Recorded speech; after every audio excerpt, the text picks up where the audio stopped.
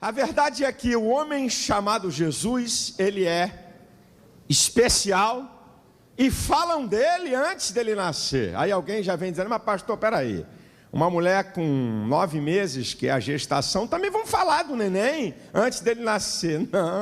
Não estou falando de 9 meses não, 1000 anos antes aproximadamente do nascimento dele, já se falavam coisas particulares, pessoais, da sua ação, do seu ministério, da sua missão, de como ele era. Por exemplo, o Salmo 22 é um salmo messiânico.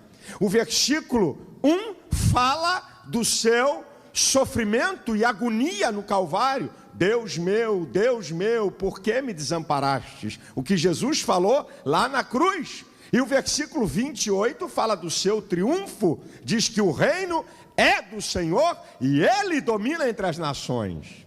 O Salmo 41, versículo 9, olha, quase 1000 anos antes do aparecimento de Jesus, fala de que ele seria traído pelo seu amigo íntimo. E o Salmo 24 fala da ascensão de Jesus e a sua entrada de volta na glória.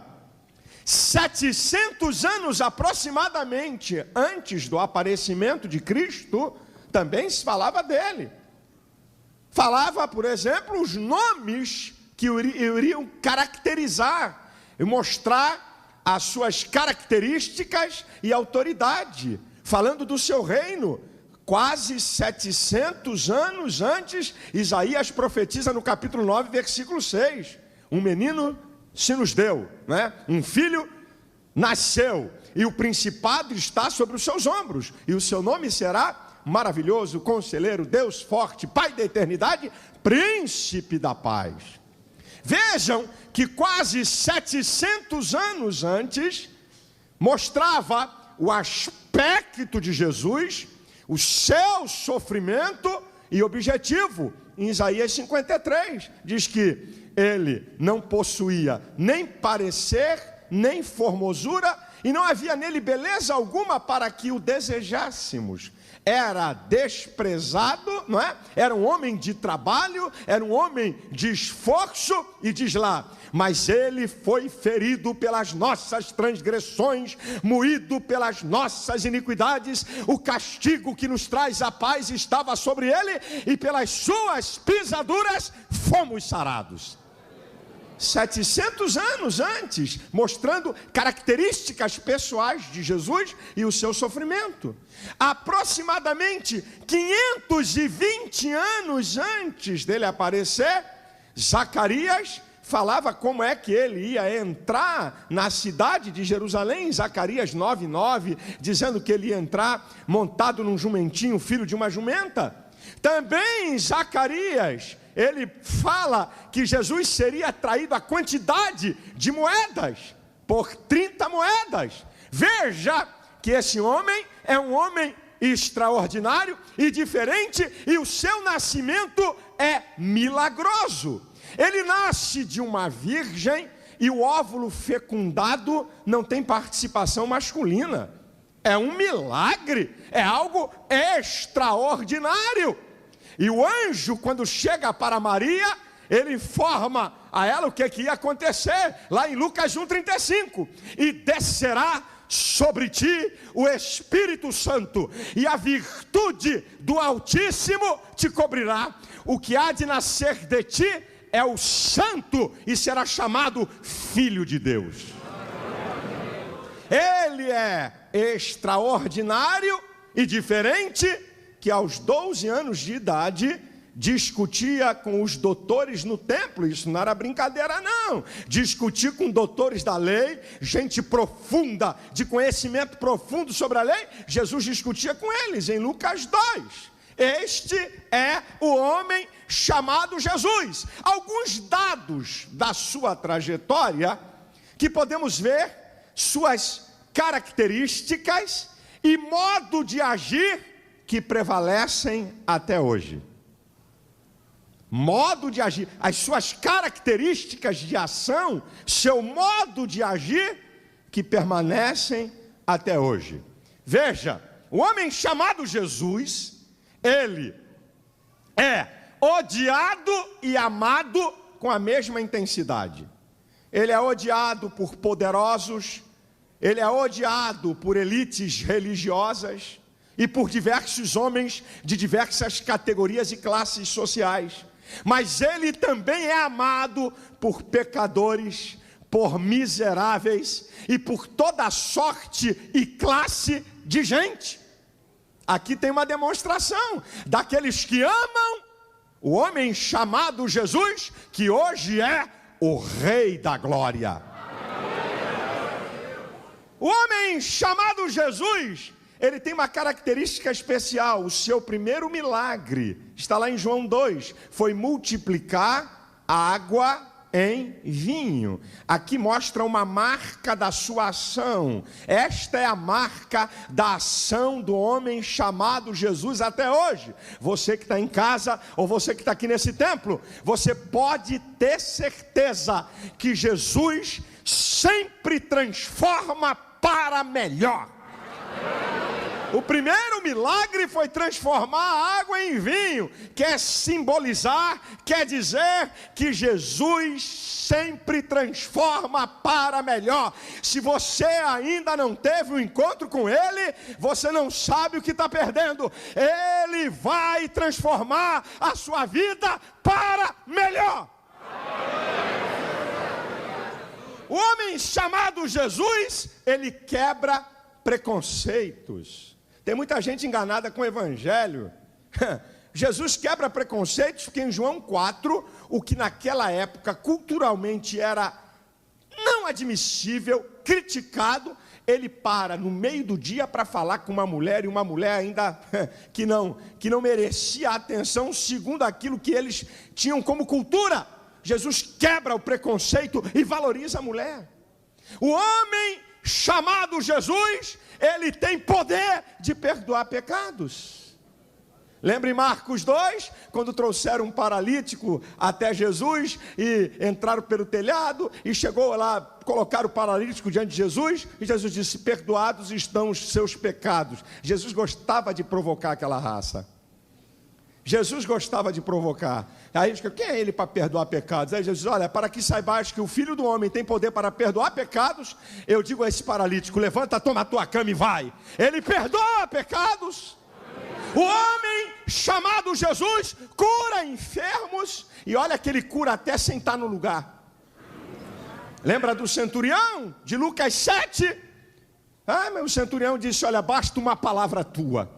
Uma palavra tua e o meu servo ficará sarado. E o Senhor disse: olha, eu nunca vi tamanha fé em Israel, seja feito assim. Jesus nem estava no lugar. Eu quero dizer que Jesus pode liberar agora uma palavra, lá onde está teu marido, onde está teu filho, onde tem alguém teu, e ele ser curado, ele ser liberto, e ele ser transformado.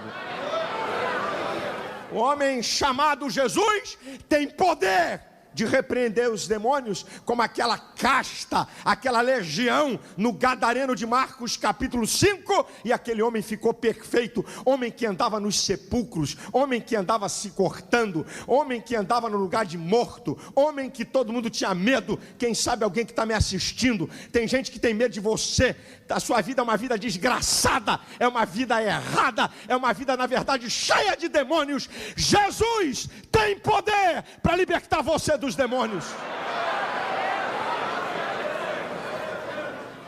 A verdade é que o homem chamado Jesus tem poder sobre a morte. Vocês sabem, lá em João 11, quando Jesus recebe a notícia de que seu amigo morreu, Jesus foi ao encontro, mandou remover a pedra e disse: Lázaro, sai para fora. E aquele homem tornou a ter vida. O homem chamado Jesus atende o clamor do aflito. Como o cego de Jericó, de Lucas 18, 35, Jesus, filho de Davi, tem misericórdia de mim. Jesus, filho de Davi, tem misericórdia de mim. Mandaram ele parar, mandaram ele calar, mas Jesus ainda não tinha respondido. Como é que é você? Você cala quando alguém manda você calar? Você para de clamar quando alguém acha que a sua medida de oração já está boa? Ou você só para quando ele responde? Ei, não pare, continue clamando. Continue clamando. Você não vai ficar sem resposta. A resposta não vai vir na hora que você quer. A resposta não vem na hora que eu quero. Mas a qualquer momento, o homem chamado Jesus vai chegar para você e dizer: o que queres que eu te faça? E o cego não rodopiou, não tutibiou, não deu moleza. Eu quero ver. E Jesus disse: então veja. E ele viu. Porque o homem chamado Jesus tem poder de atender o aflito e aquele que clama pelo seu nome. O homem chamado Jesus desafia seus inimigos. Em João 8,46, Jesus virou para os fariseus e para aquela turma que vivia apertando o calo dele e disse: quem dentre vós me convence de pecado? Aponta meu pecado aí. Olha, meu irmão, você chegar para um amigo e pedir para falar de você é a coisa mais linda que tem. O que você acha que eu sou? Você é 10. Você é maravilhoso. Você é espetacular. Você é fantástico. Amigo não bota defeito. Agora, chega para os seus inimigos e fala aí alguma coisa de mim. Se tu não tiver um defeito, eles arrumam um. Meu irmão, o inimigo arruma um. Se a gente não tiver defeito. Jesus chegou para aquela elite religiosa e largou em cima deles. Quem dentre vós me aponta pecado?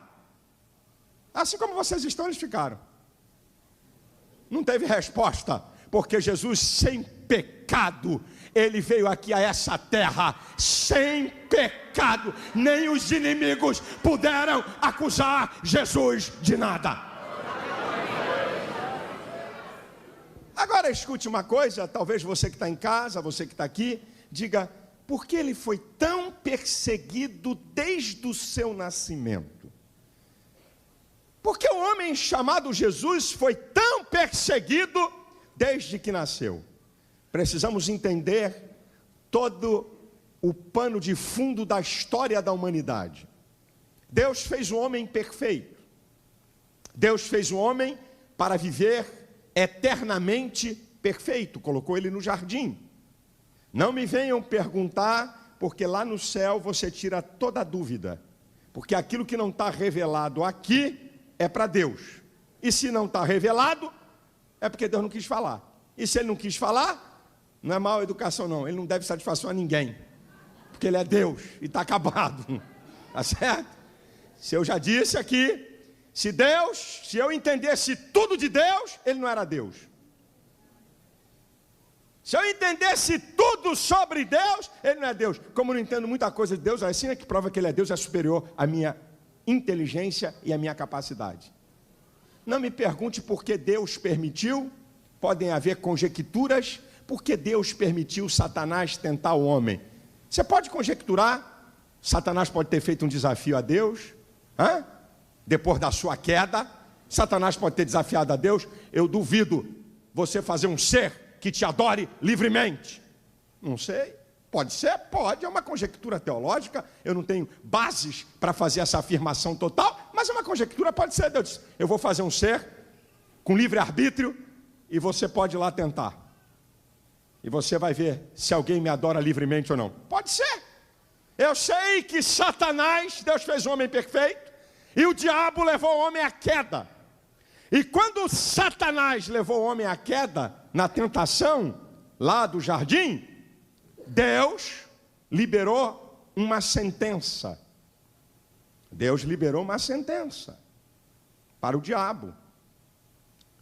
Deus falou para Satanás: olha, eu vou botar inimizade entre a tua semente, a semente da mulher e você. Eu vou botar inimizade. E vai nascer alguém da mulher que vai pisar a tua cabeça. Tu vai ferir o calcanhar, mas este vai pisar a tua cabeça. É uma sentença de Deus. Sabe o que Deus estava dizendo para Satanás? Vai nascer alguém que vai destituir você do poder que você tem. Você precisa entender que quando o homem pecou, Deus trabalha com leis e princípios. Diz a Bíblia em Hebreus 2,14 que Satanás possuía o império da morte. O que significa isso? Se alguém naquela época morresse e Deus ressuscitasse, ia morrer de novo. Porque Satanás, por causa do pecado, passou a ter o domínio da morte. O que Deus estava dizendo é que alguém ia ser levantado para tirar o poder e a autoridade de Satanás sobre a vida humana. Ele vai destituir, ferir a cabeça, vai destituir você do seu poder. Agora vem a minha conjectura teológica. Toda conjectura teológica você pode fazer desde que você não cometa heresia e não venha torcer o conteúdo da Bíblia. Eu estou fazendo uma conjectura. Eu acredito que a partir do momento que Deus libera essa palavra em Gênesis, no capítulo 3, que eu vou ferir, você vai ferir o calcanhar, mas esse que vai nascer da semente da mulher, vai pisar na tua cabeça, vai ferir você, vai tirar a tua autoridade. Eu acredito, estou eu aqui na minha conjectura, que Satanás deve ter preparado um centro teológico avançado. Reuniu uma capetada e disse, olha, vamos ficar atento a todos os homens que nascerem, porque Jeová falou que vai nascer um que vai querer tirar o meu poder, e nós não podemos deixar isso acontecer, não. Acho que Satanás deve ter instituído um centro teológico de estudos avançados, para verificar qual é o homem que teria a possibilidade de nascer para destituir o seu poder. Aí vem Abraão. Eu acho que naquele momento as atenções do reino de Satanás voltaram-se para Abraão. Olha o homem aí, ó. Tem uma promessa para ele incrível. Ele vai abençoar todas as pessoas. Nesse homem, todas as famílias da terra serão benditas. Lúcifer, pode ser o homem aí, ó. Esse pode ser o homem. O semente da mulher que Deus está levantando para destituir o seu poder. Mas aí começa a ser observado, demônios observam a trajetória e a vida de Abraão, e veem que Abraão não soube esperar aquilo que Deus tinha prometido, e Abraão, sem esperar o momento de Deus, gera um filho da escrava. Aí Lúcifer tirou o time dele de campo, disse, não, pode deixar que esse aí não vai pisar na minha cabeça não. Quem desobedece a Deus não vai... Ele tem muita fé, ele tem muita comunhão com Deus, mas na minha cabeça esse aí não pisa não. Pode deixar ele, pode deixar ele. O tempo passa e Deus levanta Moisés. E Deus levanta Moisés com poderes e autoridade especial. Olha, Lúcifer, te levantou um outro aí. Esse vai ser o libertador do povo dele. Pode ser esse. Ele tem autoridade. A vara se torna em serpente, ele pega pela cauda, se torna em vara novamente, ele joga água no chão, se transforma em sangue, ele pega a mão, bota dentro do seio, tira a leprosa, bota a mão de novo e tira, e é curada. Lúcifer, esse fala cara a cara com Deus. Olha, pode ser ele. Pode ser ele que venha destituir a tua autoridade. Toda a atenção do inferno de Satanás estava sobre Moisés. Aí Moisés, Deus manda ele falar a rocha, ele fere a rocha, Lúcifer... Pode deixar isso aí. Ele pode falar cara a cara com Deus, ele pode ter o rosto iluminado, mas esse aí não vai. Esse aí não. Me destituir do meu poder? Ele não obedeceu a Deus, como é que vai destituir do meu poder? Vai, esquece, deixa. O tempo passa, eu acho que algum capetinha estudioso deve ter chegado para Lúcifer, tem profecia nova na praça. Tem profecia, diz que o rei vai vir da casa de Jessé. E olha, tem um garoto lá, chamado Davi, que matou um leão e um urso, porque nós botamos o leão e o urso para acabar com ele, porque nós estamos desconfiados que é ele. E ele matou, e pegou o melhor que nós tínhamos lá, o nosso gigante, e acabou com a raça dele. E tem mais, hein? Diz lá que ele é o homem segundo o coração de Deus. Lúcifer, ele é da casa de Jessé, e ele vai ser rei, e ele agora é rei. Esse pode ser. Toda a atenção do inferno estava sobre Davi. Mas aí Davi comete um adultério e um homicídio. Lúcifer diz, pode tirar o time de campo, pode deixar isso aí. Pode ser homem segundo o coração de Deus, mas quem comete adultério e homicídio, na minha cabeça, não vai pisar. O tempo se passa, homens se levantam, e um dia na história começam a acontecer algumas coisas diferentes. E aí começam aqueles demônios que vinham observando toda a raça humana e todos os homens que se levantavam. Diz, olha, está acontecendo alguma coisa diferente lá na terra. Nós vimos o anjo Gabriel falar com a Virgem Maria que ela vai conceber do Espírito Santo. Vamos ficar atentos a esse negócio aí. E chega um outro demônio correndo e diz: Lúcifer, está acontecendo um negócio. Tinha uns pastores no campo e veio um anjo dizendo: olha, na cidade de Davi nasceu hoje o Salvador, que é Cristo o Senhor. E nós vimos um exército celestial cantando como nós nunca vimos: glória a Deus nas alturas, paz na terra, boa vontade para com os homens. Epa, ei, esse negócio está ficando meio diferente. Olha, chegaram os magos em Jerusalém e estão alvoroço. E aqueles magos são estudiosos, e eles mostraram a Herodes uma profecia de aproximadamente 740 anos, que está em Miqueias 5:2. E tu, Belém Efrata, pequenas demais entre as de Judá, de ti virá o rei. Onde é que ele nasceu? Em Belém. Então, peraí, pode ser ele. Como é que ele se chama? Olha, ele tem um nome chamado Emanuel. O que significa? Deus conosco. Também tem outro nome chamado Cristo. O que é isso? Ungido de Deus. Mas tem um nome aqui, Lúcifer, que é para a gente analisar. Qual é o nome? O nome dele é Jesus. O que significa? Jeová é salvação ou Salvador. Ele! Ele!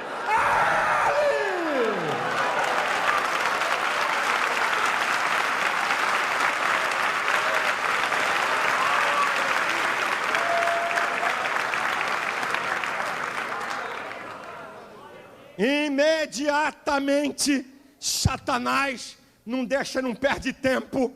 Ele coloca no coração de Herodes para matar todos os meninos de 2 anos para baixo. Mas um anjo avisa a José e ele foge com Maria e Jesus para o Egito e não alcança.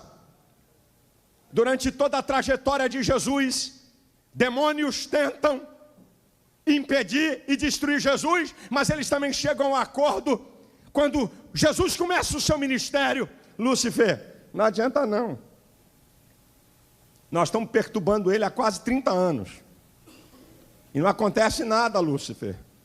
Agora ele está começando o ministério dele. Esse negócio é pessoal, entre você e ele. Agora é contigo, você tem que dar um jeito. E aí vocês sabem, Satanás é sagaz. Ele fica observando Jesus. Jesus tira um tempo para jejuar. E ele observa que Jesus está num momento de fragilidade física. Ele diz: aqui é agora que eu vou destruir esse que foi levantado para pisar na minha cabeça, para destituir a minha autoridade. E ele chega no final da tentação e joga pesado. Na hora que ele vê Jesus com fragilidade, diz a Bíblia que Jesus teve fome. E Satanás então diz: olha, se tu és o Filho de Deus, transforma essas pedras em pães. Se agora ele está com fome, vai cair no meu jogo. Jesus diz: ei, está escrito, nem só de pão viverá o homem, mas de toda a palavra que sai da boca de Deus. Não, eu vou mexer ainda com ele. Eu vou mexer com a soberba, com a vaidade humana.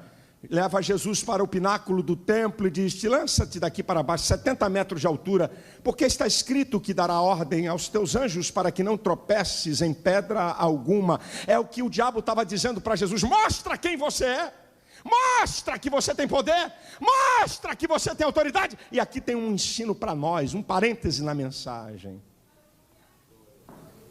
No reino de Deus, nós não temos que mostrar que temos o poder. Nós temos que revelar que Jesus Cristo tem o poder. Jesus não precisava demonstrar para Lúcifer que tinha o poder. E Jesus responde com a palavra: também está escrito, porque Satanás usou o Salmo 91, versículo 11 e 12, e Jesus largou a palavra em cima dele. Também está escrito: não tentarás ao Senhor teu Deus. Satanás o leva a um alto monte e vai mexer com aquilo que mais atrai o ser humano, a cobiça dos olhos. Lá em Lucas 4 diz que o diabo mostrou os reinos do mundo em um momento, flashes. Foi mostrando toda a glória, e não mostrou porcaria não mostrou miséria não mostrou desgraça não, só mostrou o que tem de bom. É assim que o diabo faz. Não pensa que o diabo vai te pegar te mostrando miséria não, meu irmão. Ele quer pegar a mim e a você mostrando o que ele tem de melhor. Não pensa que o diabo vai te derrubar aparecendo com um tridente e um chifre. Sou eu aqui para te arrebentar. Tu sai! É na hora. O negócio é dizer: sai, para aquilo que nos atrai. Aí é que o negócio muda. E aí Lúcifer diz lá, como em um momento ele mostra a glória dos reinos, assim, agora eu pego ele, olha, tudo isso te darei se prostrado me adorares. Vai-te, Satanás, porque só o Senhor teu Deus adorarás e só ele servirás. Teve que cair fora.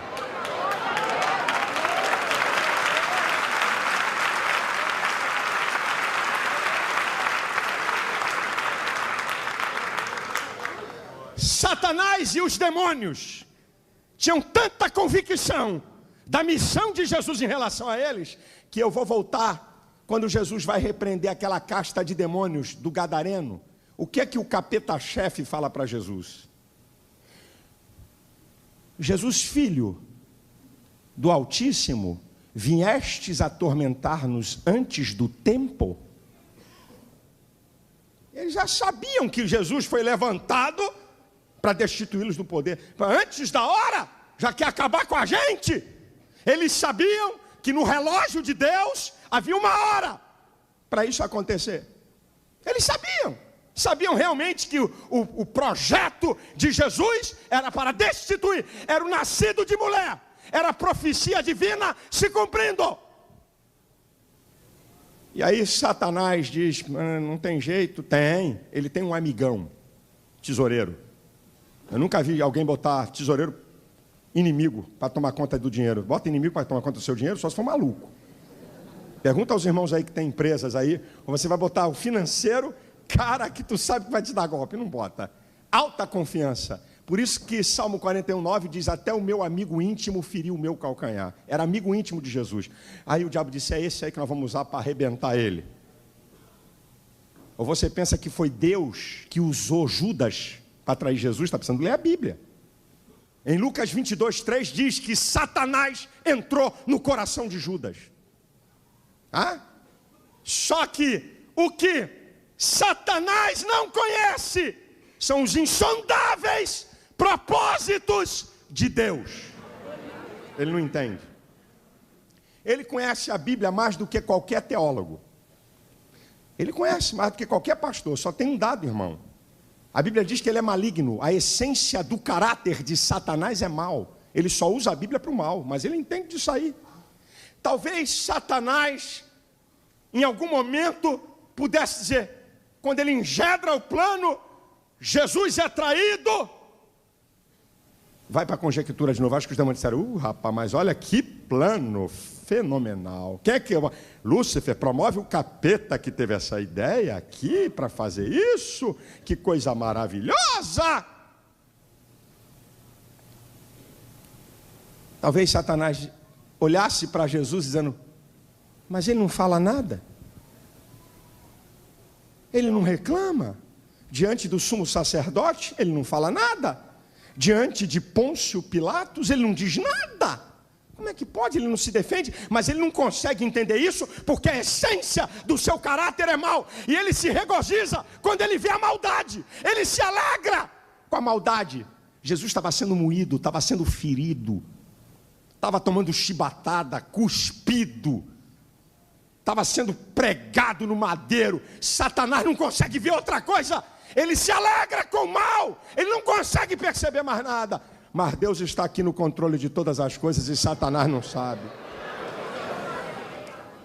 O que o diabo não entende, meu irmão, é que muitas vezes essa luta, essa adversidade que Satanás baba pelos cantos quando me vê a mim e a você em aperto, em tribulação, em luta, em perseguição, e o diabo diz, eu vou arrebentar esse crentezinho, eu vou acabar com ele. Satanás não consegue ver o outro lado. Ele não consegue ver que Deus está permitindo tudo aquilo para você crescer, para que eu amadureça, para que eu aprenda, para que eu tenha fortaleza espiritual. Ele não consegue ver isso. Jesus é pregado no madeiro. E em João 19:30, ele expira na cruz e diz, está consumado. E morre. Deve ter acontecido uma festa de arromba. Feriado no inferno. Comemoração. Festa Porque olha aí, Jeová, aquele que tu disse que ia destituir o meu poder, morreu. Mas escute, 6 grandes fatos estão acontecendo com a morte de Cristo, por causa da morte de Cristo. 6 grandes fatos. É aí que Satanás vai ver, na linguagem nossa, o que é bom para tosse. Primeiro fato com a morte de Cristo é que Jesus não foi assassinado. Isso aqui é o primeiro fato. Cuidado quando alguém disser, é tão poderoso igual daquela época. Aí, tu não é rei? Salva-te a ti mesmo, desce dessa cruz. João 10, versículo 17 e 18 diz: ninguém tem poder de tirar a minha vida. Eu dou a minha vida para depois tornar a tomá-la. Ninguém atira de mim. Jesus não foi assassinado, ele se entregou. Quer mais uma prova? Em Mateus 26, 53, quando vem prender Jesus, um dos que estava com Jesus tirou a espada e cortou a orelha do assistente do sumo sacerdote. Jesus falou: rapaz, guarda essa espada. Se eu rogasse agora ao Pai, Ele me mandaria 12 legiões. Você quer fazer a conta? Vamos fazer, irmão. Um anjo matou 185 mil soldados no Antigo Testamento. Se a legião é de 6 mil homens, são 72 mil anjos. Quer multiplicar 72 mil por 185 mil para ver quanto é que dá? O que Jesus estava dizendo é o seguinte: se eu rogar ao Pai, eu arraso com esse planeta, eu acabo com todos os homens. Jesus não foi assassinado, Ele deu a sua vida. O segundo fato com a morte de Cristo é que quando Jesus declara está consumado, Jesus estava dizendo: o plano da salvação está completo. Eu completo o plano da salvação.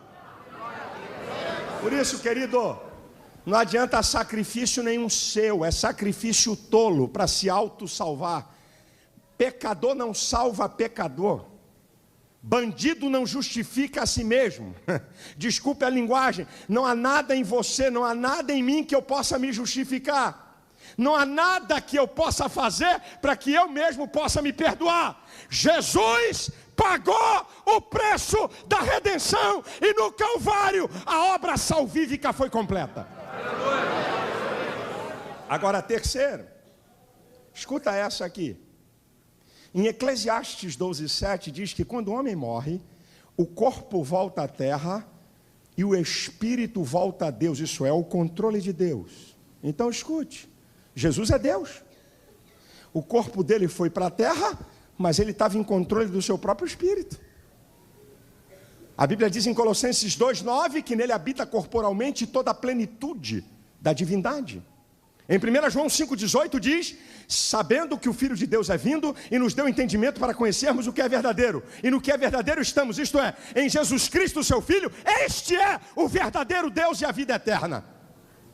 O corpo de Jesus foi para a tumba, mas o espírito dele estava em controle dele.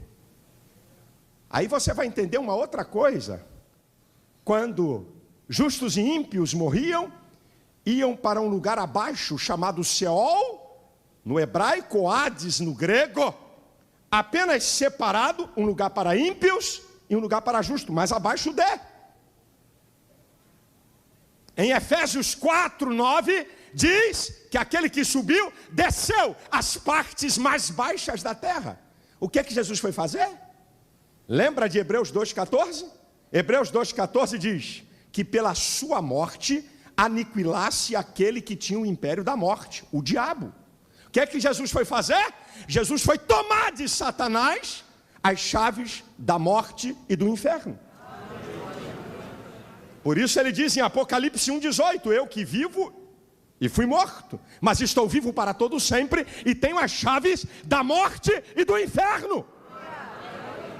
Jesus foi destituir de Satanás a autoridade. E para você entender bem esse texto, Colossenses 2, 14 e 15 diz que ele rasgou a cédula que era contra nós, cravando-a na cruz. E aí vem a sequência: e despojando principados e potestades, deles triunfou em si mesmo e os expôs publicamente. Sabe o que quer dizer esse texto? Naquela época daqueles impérios, quando um imperador ou quando um exército derrotava um outro exército, um outro império, o general ou o imperador pegavam os príncipes, reis e generais e amarravam uma corda no pescoço dos cabras, em fila, e ele vinha na frente, no cavalo, com uma corda na mão, e aquela turma toda atrás andando com a corda amarrada. E ele desfilava para mostrar: olha aqui, ó.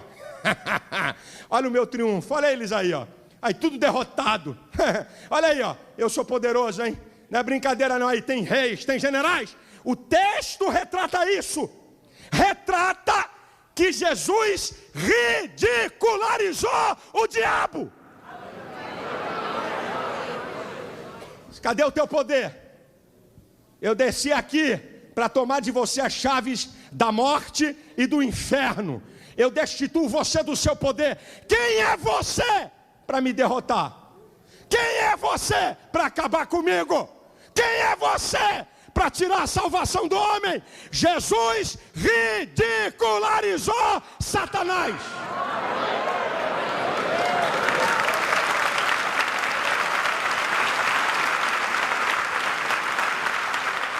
Lembre-se, antes da morte e ressurreição de Cristo, justos e ímpios, quando morriam, iam para o Seol, Hades, lugar abaixo, separados. Diz a Bíblia em Efésios 4, do 8 ao 10, aquele que desceu às partes mais baixas foi aquele que subiu, levando cativo o cativeiro. Por que Jesus na cruz disse que ia inaugurar o paraíso? Porque Jesus tirou os justos do Hades, inaugura o paraíso, arranca de um lugar abaixo e leva para um lugar acima. Só está faltando uma coisa: ressuscitar o seu corpo. E aí você vai entender por que Jesus morre mais uma vez, porque em Romanos 14, 9 diz: foi para isto que Cristo morreu e tornou a viver, para ser Senhor tanto de mortos como de vivos. E aí você entende porque Jesus morre e vence a morte, porque só no confronto se estabelece quem é o vencedor. Você nunca vai saber se Mike Tyson é melhor do que Cassius Clay, ou Cassius Clay melhor do que Mike Tyson, ou Evander Holyfield é melhor do que Cassius Clay, ou Cassius Clay melhor do que Evander Holyfield. Por que você não vai saber? Porque nunca houve confronto entre eles. Você só pode conjecturar. Jesus morreu para ir para o confronto com a morte, para mostrar quem é que tinha mais poder. Por isso que Apocalipse 1,5 diz que Jesus é o primogênito dentre os mortos. Sabe o que significa isso? O primeiro a sair da morte para nunca mais voltar para lá. Quando Jesus toma de Satanás as chaves da morte e do inferno, quando Jesus arranca os justos daquele lugar abaixo, inaugura o paraíso, quando Jesus ressuscita, ele derrota a morte e ele então tem autoridade para dar vida eterna. Ao debelar e vencer a morte, ele destitui Satanás da sua autoridade. Você não tem mais autoridade sobre a vida humana. A autoridade me pertence. Por isso que quando Jesus ressuscita, ele declara em Mateus 28, 18: é-me dado todo o poder nos céus e na terra.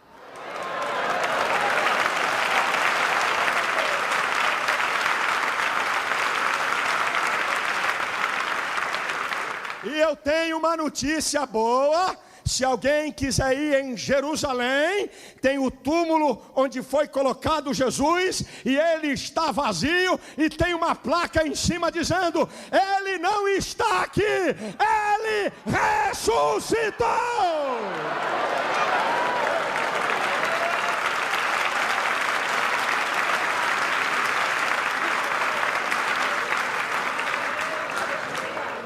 Jesus não foi assassinado.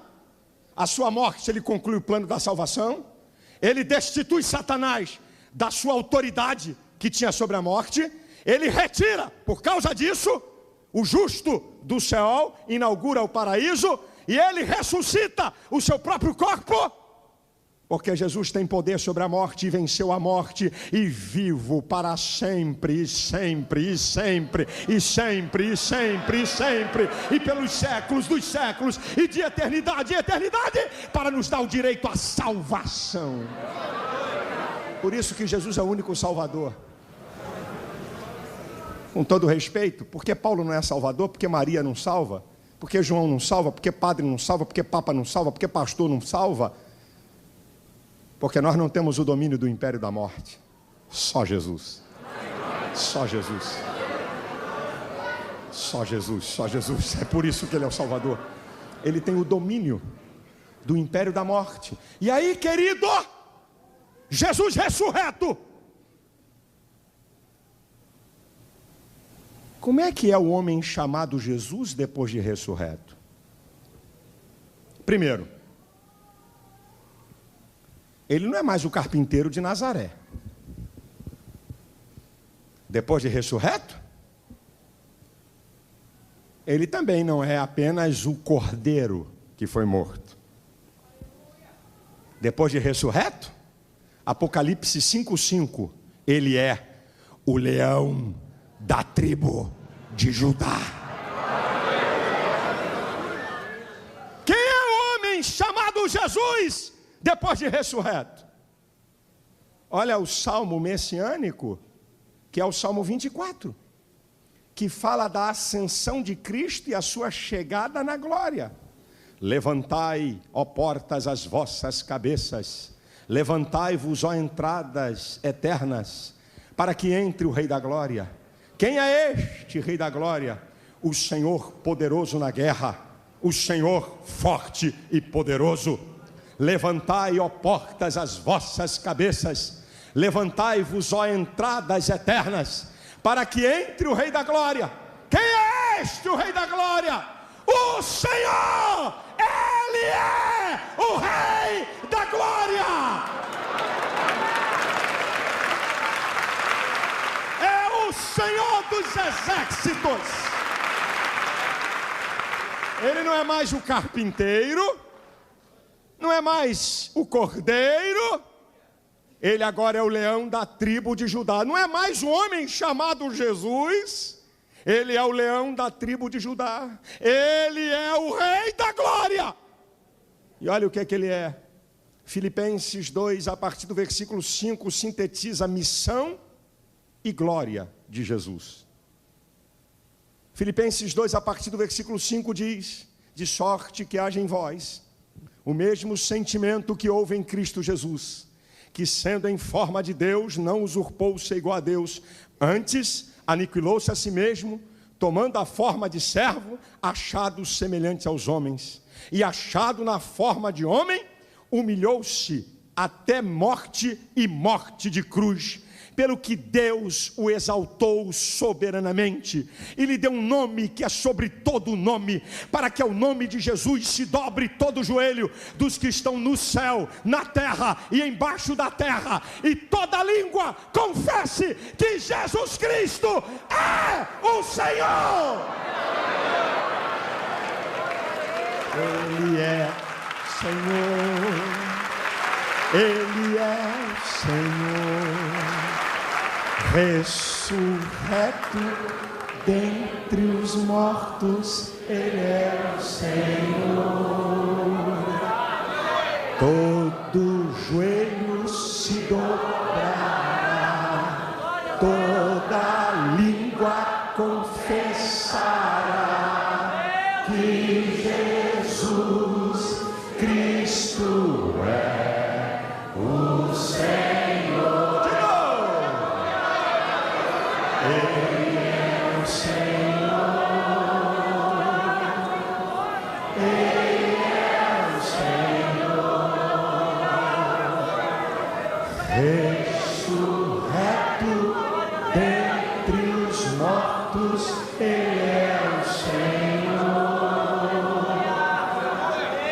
todo joelho se dobrará, toda língua confessará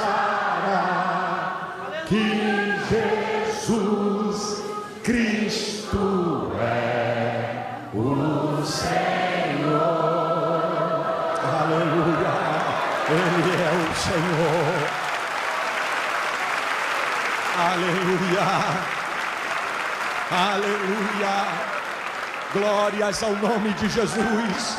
Ele é o leão da tribo de Judá, Ele é o Rei da glória, Ele é o Senhor dos senhores, Ele é digno de glória, Ele é digno de ser adorado, Ele é digno.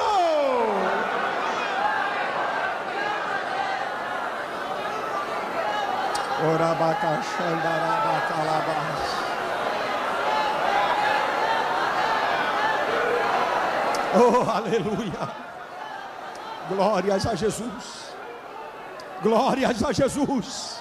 Nós estamos aqui porque Ele venceu o diabo, Ele venceu o pecado, Ele venceu o mundo, Ele venceu a morte. Ele é digno de glória.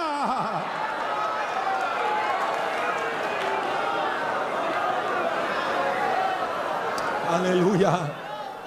Glória a Jesus, glória a Jesus, glória a Jesus, glórias a Jesus. Ele é digno de ser adorado, Ele é digno, Ele é o Senhor, Ele é o Senhor, bendito seja o seu nome.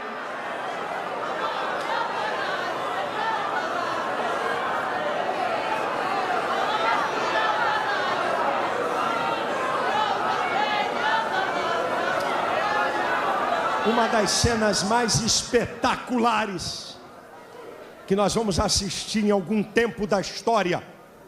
Essa será uma das cenas mais espetaculares. E nós não temos problema nenhum de fazer isso, porque nós já fazemos. Será uma das cenas mais históricas de todos os tempos, desde os tempos da eternidade. Esse texto que eu acabei de citar, você já parou para pensar o que ele está dizendo? Porque Jesus Cristo destituiu Satanás do seu poder, porque Jesus Cristo tem o poder sobre a morte, tem o poder de dar a vida, e porque Ele é o Senhor vencedor, diz que um dia, todo joelho dos que estão no céu, na terra, embaixo da terra, a prova cabal final. Você já imaginou? Você vê Lúcifer e bilhões de demônios. Você vê todos os que debocham. Você aí, amigo, que está me assistindo, você que é um debochado, que ridiculariza o Evangelho e Jesus, você um dia vai ter que dobrar o teu joelho diante dele.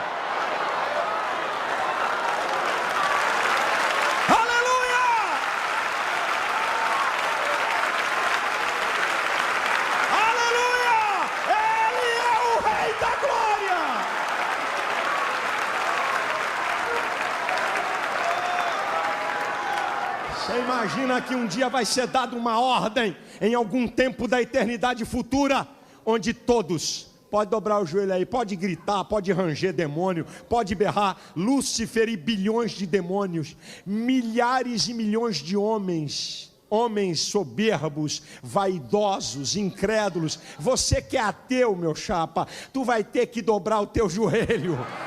Você vai ter que dobrar o joelho e vai ter que dizer: Jesus Cristo é o Senhor.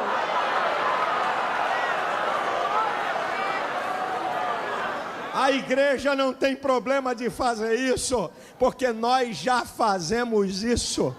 Nós já fazemos isso diariamente, quando dobramos o nosso joelho e declaramos: Jesus, Tu és o Senhor da minha vida, Tu és o Salvador. Todo joelho se dobrará diante da glória, da grandeza, do poder e da majestade de Jesus.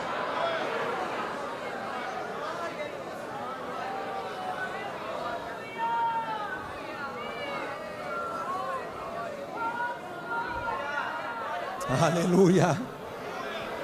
Glórias a Jesus. E agora, esse Cristo ressurreto que é assunto aos céus, qual a relação que nós temos com Ele a nível futurístico e eterno? A nível presente, a garantia da salvação.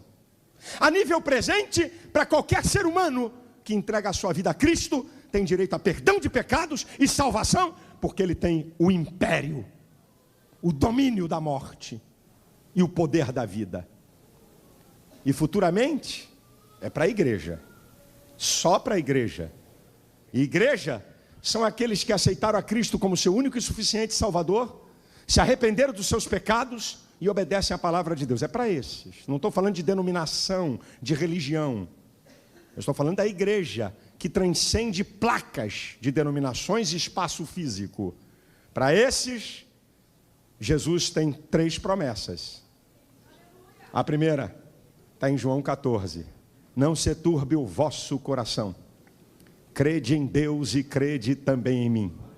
Na casa de meu pai há muitas moradas.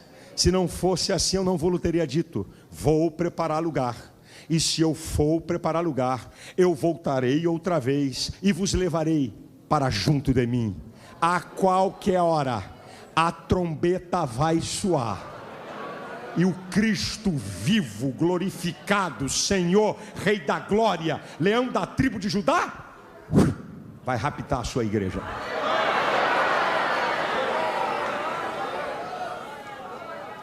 Mas existem mais 2 promessas para esses que têm Jesus como o Senhor da sua vida hoje. Em 1 João 3,2 diz: amados, agora somos filhos de Deus, e ainda não é manifestado o que havemos de ser. Mas quando Ele se manifestar, seremos semelhantes a Ele, e assim como Ele é, o veremos. Você já parou para pensar que promessa fenomenal é essa?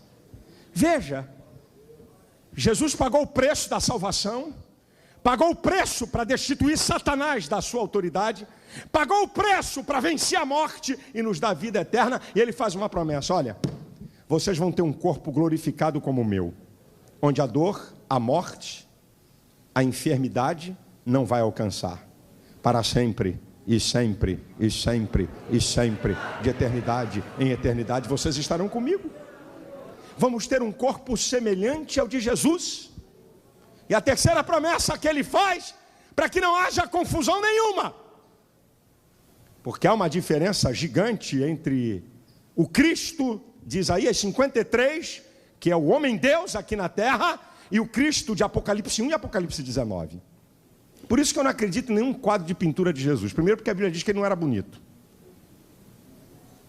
E tem aí um galã pintado como Jesus.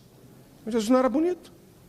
Não havia aparecer nem formosura, não havia nada nele para que desejássemos. Ele não tinha nem estatura física de um saradão. Ele não tinha. E nem tampouco beleza de galã. Isso tudo é invenção de cabeça de homem, essas fotos de Jesus que tem por aí. Não é esse o Cristo que nós vamos ver. E também nós não estamos aqui para cultuar Cristo morto, para ficar chorando do Cristo do madeiro, ou do Cristo homem. Porque enquanto o Cristo de Isaías 53 não tinha parecer nem formosura, era desprezado, era homem de trabalho, esforçado nos trabalhos, não era vagabundo não.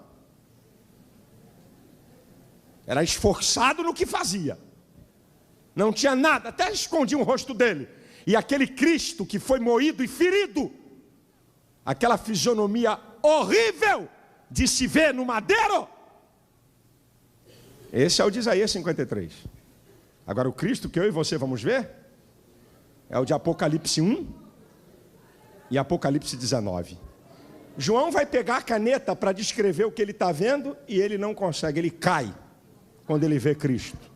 Ele cai, o poder, a majestade e a glória, e aí quando ele consegue se recobrar, ele, segundo o que ele entende, porque você descreve alguma coisa segundo dados que você tem na sua mente de informação e conhecimento.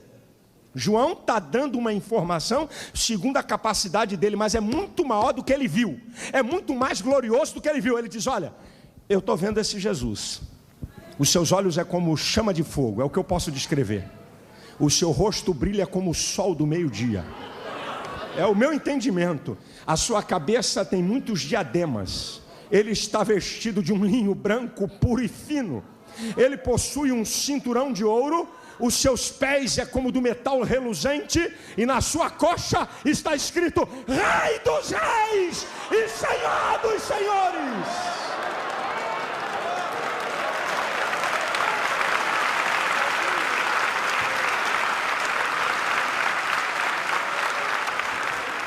Nós vamos ver Jesus como Ele é. Não é como a religião A fala, como a religião B fala, como o teólogo C imagina, ou como o pintor D acha. Nós vamos vê-lo cheio de glória, de majestade. E parece que eu estou vendo a cena.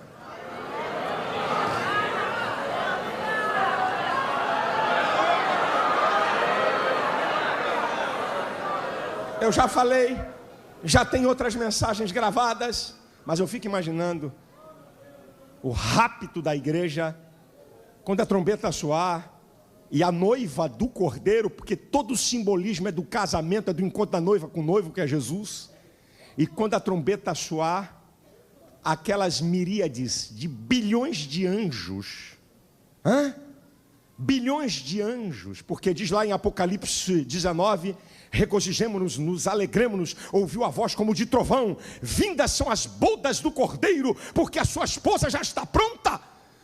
Imagina, meu irmão, assim como os pastores viram miríades de exércitos celestiais no nascimento de Jesus, o que Apocalipse 19 está dizendo, que quando a igreja for raptada, o arrebatamento da igreja, os bilhões de anjos, você pode ter certeza que eles vão estar dizendo: olha ela aí, ó, é linda, é pura, é santa, é formosa, é a escolhida das milhares, é uma noiva bela. Cuidado quando tu abrir a boca para falar da noiva de alguém, hein? Falar da noiva de alguém é roubada. E falar da noiva de Cristo é pior ainda. Tem gente que tem uma língua muito afiada para meter o pau na igreja. Você não sabe a besteira que você está fazendo. Cala essa tua boca. Não fala da noiva do cordeiro não, porque ela é santa, ela é pura, ela é limpa, ela é perfeita. Imagina, e nós somos a noiva. E você sabe que todo casamento, noiva quer ver o noivo aqui na frente. E quando ela encosta no carro lá embaixo, ela pergunta se o noivo está aí, como se ele fosse fugir. Ele está aí, está te esperando. E o noivo aqui ansiosíssimo para ver a noiva. É só você ver qualquer casamento, o noivo está aqui, como é aqui na igreja, está aqui embaixo. Ele sai daqui do canto e vem para o corredor só para olhar a noiva. E quando ela bota o pé lá no início, ela não está nem aí para vocês. Ela não está nem aí, ela está de zoio é nele aqui. Ela quer ver é o cara aqui. É ele daqui olhando para ela e ela de lá olhando para ele. A cena é igual. A igreja vai estar nesse voo da eternidade. E nós vamos estar, cadê o noivo? Cadê o noivo? Cheio de glória, cheio de poder, cheio de majestade, para te receber e te dizer: foste fiel no pouco, sobre o muito te colocarei. Entra para o gozo do teu Senhor.